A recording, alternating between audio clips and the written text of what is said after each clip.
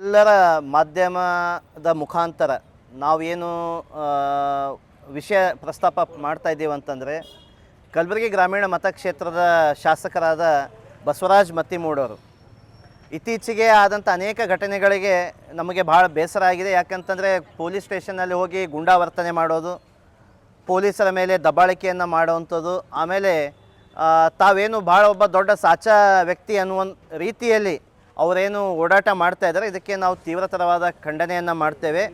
ಈ ವಿಷಯಗಳನ್ನೆಲ್ಲ ನಾವು ಮುಂದಿಟ್ಟುಕೊಂಡು ನಾವೇನು ತಮ್ಮ ಮಾಧ್ಯಮದ ಮೂಲಕ ಹೇಳ್ತಾ ಇದ್ದೀವಿ ಅಂತಂದರೆ, ಬಸವರಾಜ್ ಮತ್ತಿಮೂಡವರು 2006ರಲ್ಲಿ ಈಗಾಗಲೇ ತಾವೆಲ್ಲ ಫೋಟೋ ನೋಡಿದಿರಿ. Basavaraj ಮತ್ತಿಮೂಡವರು 2006ಅಲ್ಲಿ Ashok Nagar police ಸ್ಟೇಷನ್ನಲ್ಲಿ repetitive crimes, ಈ ರಿಪಿಟೇಟಿವ್ ಕ್ರೈಮಲ್ಲೇ ಅಂದರೆ ಸತತವಾಗಿ ಇಸ್ಪೇಟ್ ಆಡೋದು, ಸತತವಾಗಿ ಇಸ್ಪೇಟ್ ಕ್ಲಬ್ ನಡೆಸೋದು, IPL ಮತ್ತು ಬೆಟ್ಟಿಂಗ್ ಅಂಥ ಆ್ಯಕ್ಟಿವಿಟಿಯಲ್ಲಿ ಅನೇಕ ಬಾರಿ ಇದ್ದಿದ್ದರಿಂದ ಅಶೋಕ್ ನಗರ ಪೊಲೀಸ್ ಸ್ಟೇಷನಲ್ಲಿ ಅವರು ಜೈಲಿಗೆ ಹಾಕ್ತಾರೆ, ಆಮೇಲೆ ಜಾಮೀನು ಮೇಲೆ ಬಿಡುಗಡೆ ಆಗ್ತಾರೆ. ಈ ಎಲ್ಲ ವಿಷಯಗಳು ನಡೀತವೆ.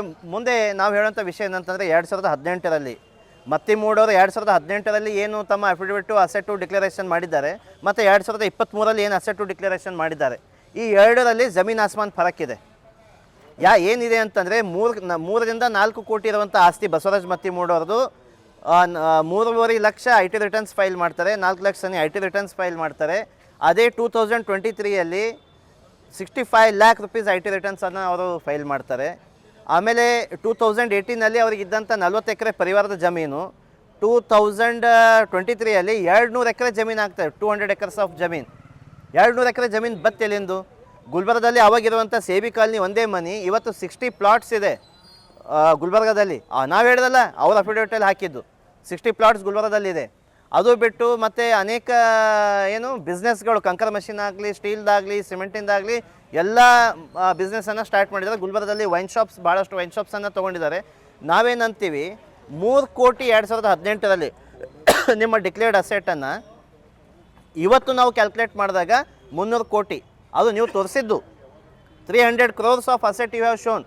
ಜಯಶ್ರೀ ಮತ್ತಿಮೂಡವ್ರು ಒಬ್ಬರೇ ಹೆಸರು ಮೇಲೆ 100 ಎಕರ್ಸ್ ಜಮೀನು ಅವರು ಡಿಕ್ಲೇರ್ ಮಾಡಿದ್ದಾರೆ. 100 ಎಕರ್ ಜಮೀನು, 100 ಎಕರ್ ಜಮೀನು ಅವರೊಬ್ಬರ ಹೆಸರು ಮೇಲೆ ಡಿಕ್ಲೇರ್ ಮಾಡಿದ್ದಾರೆ. ಅವ್ರ ಮಗಳ ಎಲ್ಲ ಕೂಡಿ ಮತ್ತು ಮತ್ತಿಮೂಡವ್ರದ್ದೆಲ್ಲ ಸೇರಿದ್ರೆ 200 ಎಕರ್ ಜಮೀನು ಆಗ್ತದೆ. ಅದ್ರ ಜೊತೆಗೆ ಇವ್ರು ಏನು ಮಾಡ್ತಾರೆ ಅಂದರೆ ನ್ಯಾಷನಲ್ ಹೆರಾಲ್ಡ್ ಕೇಸು ಯಾವ ರೀತಿಯಾಗಿ ರಾಹುಲ್ ಗಾಂಧಿ, ಸೋನಿಯಾ ಗಾಂಧಿ ತಮ್ಮವೇ ಸಾಲ ಕೊಡ್ಕೋತ ಇದು ಮಾಡ್ತಾರೆ, ಅದೇ ರೀತಿ ಇಲ್ಲಿ ಕೂಡ ಜಯಶ್ರೀ ಮತ್ತಿಮೂಡವ್ರ ಮಗನಿಗೆ 1.5 ಕೋಟಿ ಲೋನ್ ಕೊಡ್ತಾರೆ, ಮಗಳಿಗೆ ಲೋನ್ ಕೊಡ್ತಾರೆ. ಆಮೇಲೆ ಮತ್ತಿಮೂಡವ್ರ ಬ್ರದರ್ ಏನಿದ್ದಾರೆ ಅವರು ಮತ್ತಿಮೂಡವರಿಗೆ ಲೋನ್ ಕೊಡ್ತಾರೆ. ಇವರ ನಡು ಕೋಟ್ಯಾನುಗಟ್ಟಲೆ ಲೋನ್ ವ್ಯವಹಾರ ಆಗುತ್ತೆ. ಇದ್ರ ಬಗ್ಗೆ ಇನ್ವೆಸ್ಟಿಗೇಷನ್ ಆಗಬೇಕಲ್ಲ. ನಾವೇನಂತೀವಿ, ಇದೊಂದು ಹವಾಲ ದಂಧೆ ಮಾಡ್ತಾ ಇದ್ದಾರೆ. They are converting black to white. So ಈ ಏನು ದಂಧೆ ಮಾಡ್ತಾ ಇದ್ದಾರೆ, ಆಮೇಲೆ ನಾವು 2 ಕೇಸ್ಗಳನ್ನು ಇವ್ರ ಮೇಲೆ ಹಾಕ್ರಿ ಅಂಥೇಳಿ ತಮ್ಮ ಮಾಧ್ಯಮದ ಮುಖಾಂತರ ಸಭಾಪತಿಗಳಿಗೆ ನಾವು ರಿಕ್ವೆಸ್ಟ್ ಮಾಡ್ತಾ ಇದ್ದೀವಿ. 2 ಕೇಸ್ ಏನಂತಂದರೆ, ಒಂದು ಡಿಸ್ಪ್ರಪೋರ್ಷನೇಟ್ ಅಸೆಟ್ DA ಕೇಸನ್ನು ಹಾಕಬೇಕು. DA ಕೇಸಲ್ಲಿ ಸಂಪೂರ್ಣವಂಥ ವಿಚಾರಣೆ ಆಗಿ ಹೊರಗೆ ಬರ್ತದೆ. 2ನೇದು PMLA, prohibition of money laundering act. So ಈ ದುಡ್ಡು ನೀವು ಯಾವ ರೀತಿಯಾಗಿ ಕೊಡ್ತಾ ಇದ್ರಿ, ಎಲ್ಲಿಂದ ತಂದ್ರಿ, ಹ್ಯಾಂಗೆ ಕೊಡ್ತೀರಿ? ಇವ್ರು ಲೋನ್ ತೊಗೋತಾರೆ, ಅವ್ರು ಲೋನ್ ತೊಗೋತಾರೆ, ಕೋಟಿ ನೀವು ಪರಿವಾರದಲ್ಲೇ ಲೋನ್ಗಳು ಕೊಡೋದು ತೊಂಬೋದು ಮಾಡ್ತೀರಂದರೆ ವಾಟ್ ಈಸ್ ದ ರೀಸನ್? ಹ್ಯಾಂಗೆ ನಡೀತಾ ಇದೆ ಇದು? ಸೊ ಇದ್ರ ಬಗ್ಗೆ ಸಂಪೂರ್ಣವಾದಂಥ ತನಿಖೆ ಆಗಬೇಕು. ಮಾನ್ಯ ಸಭಾಪತಿಗಳ ಮೂಲಕನೇ ತನಿಖೆ ಆದರೆ ಏನಾಗ್ತದೆ, ಇವರು ಶಾಸಕರು ಇರೋದ್ರಿಂದ he has immunity to Lokayukta, police department ಎಲ್ಲ ಅವ್ರಿಗೆ ಇಮ್ಯುನಿಟಿ ಇದೆ. ಹಾಗಾಗಿ ನಾವೇನಂತೀವಿ, ಸಭಾಪತಿಯವರು ಇಂಟರ್ಫಿಯರ್ ಆಗಿ ಮಾನ್ಯ ಜಿಲ್ಲಾ ಉಸ್ತುವಾರಿ ಸಚಿವರಿಗೆ ನಾವು ಈ ಕಂಪ್ಲೇಂಟ್ ಕೊಡ್ತೀವಿ. ಆಮೇಲೆ ಮಾನ್ಯ ಮುಖ್ಯಮಂತ್ರಿಗಳಿಗೂ ಕಂಪ್ಲೇಂಟ್ ಕೊಡ್ತೀವಿ. ನಾವೇನಂತೀವಿ, ನಮ್ಮ ಕೇಸನ್ನು ನೀವು ಸಭಾಪತಿಗಳಿಗೆ ರೆಕಮೆಂಡ್ ಮಾಡಿ. ಆ ಸಭಾಪತಿಗಳು ಇದ್ರ ಇನ್ವೆಸ್ಟಿಗೇಷನನ್ನು ಮಾಡಲಿ. ಇನ್ವೆಸ್ಟಿಗೇಷನ್ ಮಾಡಿದಾಗ ಇವರು IPL ಬೆಟ್ಟಿಂಗ್ ನಡೆಸೋದು ಹೊರಗೆ ಬರ್ತದೆ, ಇವ್ರದ್ದು ಇಸ್ಪೆಟ್ ಕ್ಲಬ್ ನಡೆಸೋದು ಹೊರಗೆ ಬರ್ತದೆ.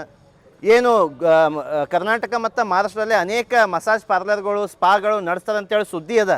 ಆ ಸುದ್ದಿ ಕೂಡ ಸತ್ಯಾಸತ್ಯತೆ ಹೊರಗೆ ಬರ್ತದೆ. ಇಂಥ ಅನೇಕ ವಿಷಯಗಳೆಲ್ಲ ಹೊರಗೆ ಬರ್ತಾವೆ. ಅದಕ್ಕೆ ನಾವೇನಂತೀವಿ, detail enquiry should be happen. ಗೋವಾದಲ್ಲಿ ಕೂಡ ಇವ್ರದ್ದು ಕೆಸಿನೋ ಬಿಸ್ನೆಸ್ ಇದೆ ಅಂಥೇಳಿ ನಾವಲ್ಲ, ಕಮಲಾಪುರದಲ್ಲಿ ಜನ ಮಾತಾಡ್ತಾರೆ.